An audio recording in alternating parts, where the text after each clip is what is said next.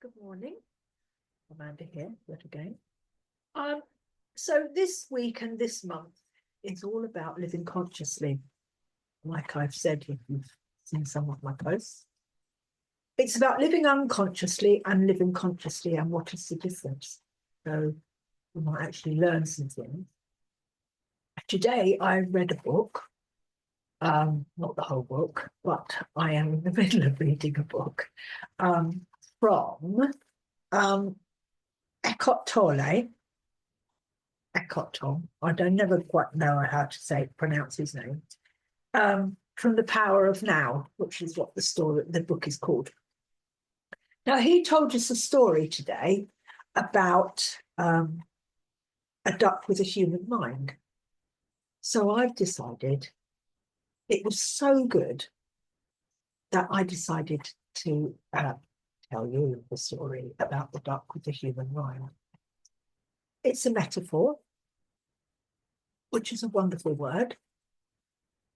So it's all about consciousness and unconsciousness within human beings. So if you can imagine that, but these are ducks that we're talking about. Okay, so he's put it into a duck form, which is brilliant. And the way he's put it is just amazing, really good. So here goes the story about the duck with a human mind.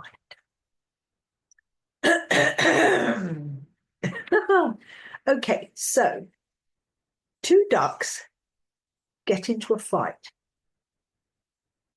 which never lasts very long.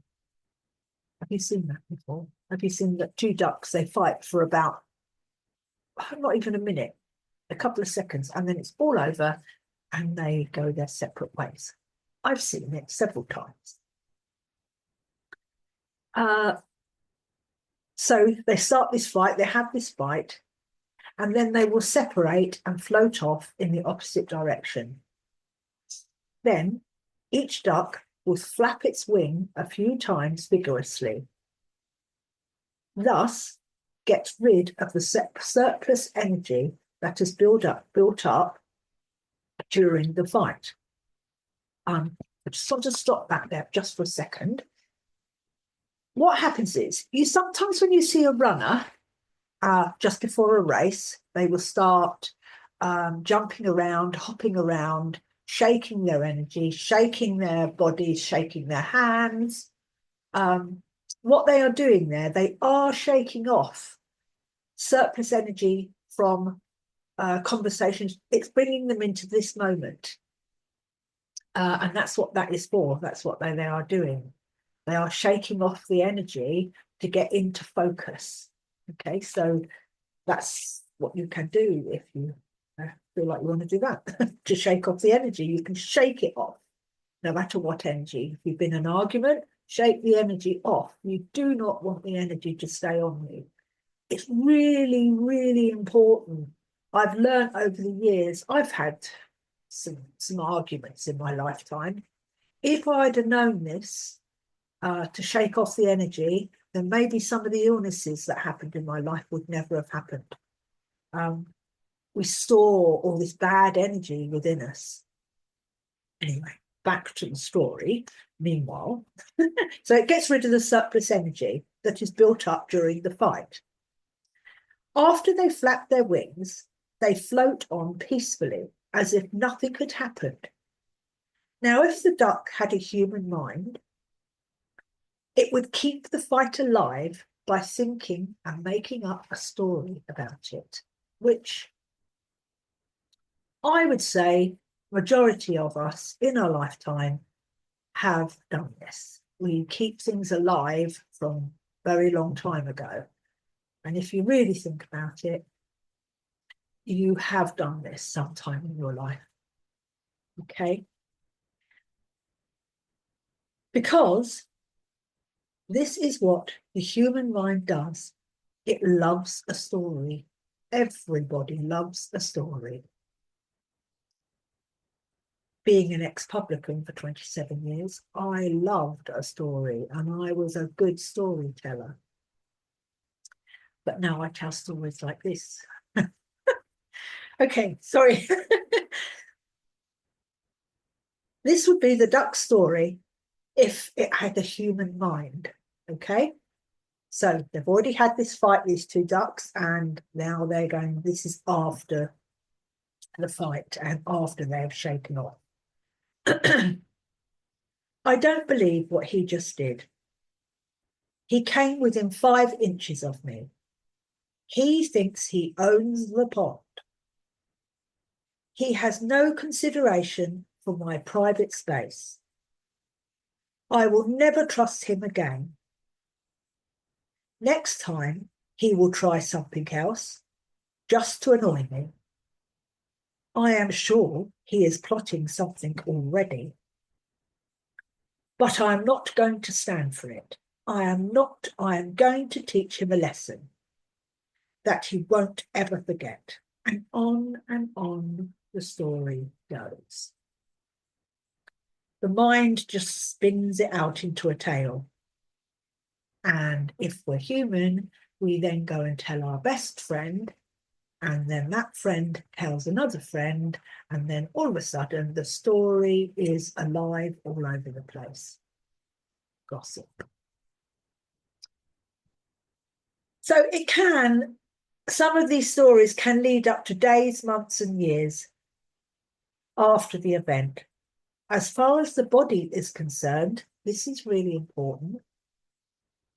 As far as the body is concerned, the fight is still continuing. Okay, so the body has no idea years later that the fight has finished. You bring up an emotion. The energy to the response to these thoughts is emotion, which in turn generates more thinking. This is the emotional thinking of the ego. The ego will keep the fight going in your body for years. No situation in the mind is ever finished. So the duck's lesson is,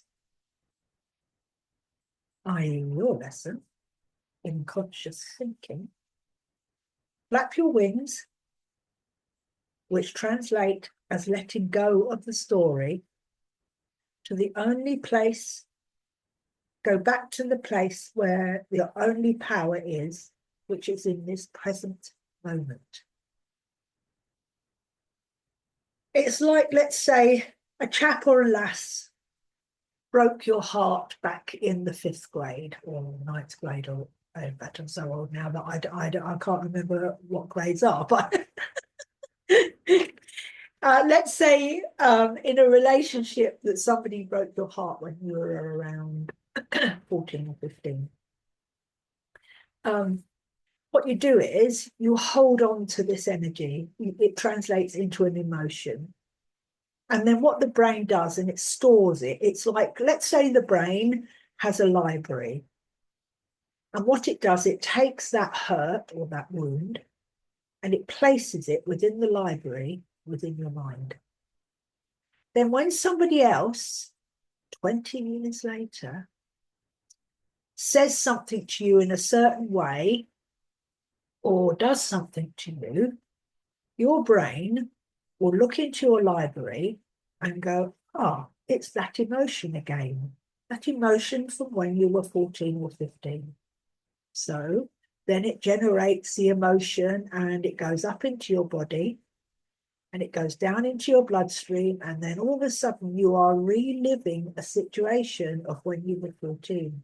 It is an emotion because you didn't shake it off, because you didn't know. There's lots of things I could have shaken off when I was 14 or 15.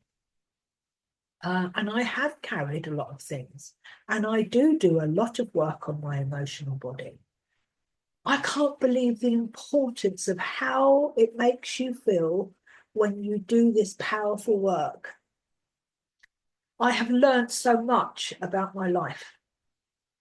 There are lessons that I am now learning now from when I had relationships. If I'd have known this way back then, everything would be so different. But I wasn't ready. I wasn't ready to go to school. To be honest with you, I think I went to school way too early. But now, at my beautiful age that I am, I am at school daily. I read books, I learn all sorts of things, so I can come on here and do lives and tell you how to shake off these things. So, yeah, if you would like any one-to-ones with me, or you have a situation within your life that you're not quite sure, you are quite welcome to book a call with me if you want to talk about certain things, and we'll see if we can help each other. Well, not help each other, and we help you. Because trust me, I've lived and still living, but I'm living a conscious life. And that is what I'm here to try and teach everybody how to, or as many people as I can, to live in their conscious body. Become conscious. Don't stay unconscious. Life becomes beautiful once you live consciously. No, don't get me wrong, I don't live a conscious mind every single day, but because I listen to my mind my body 24/7, my body will tell me when I'm gone into my ego. You don't ever really get rid of your ego, but you can quieten the things down in your mind. It takes a while, but you can do it, because you just have to watch for the conversation as it comes in. Your mind will trigger something that happened many years ago. You just need to release that from your mind. Okay, that's the story for today. And I will carry on reading and give you more stories or metaphors. Okay, stay safe. Much love.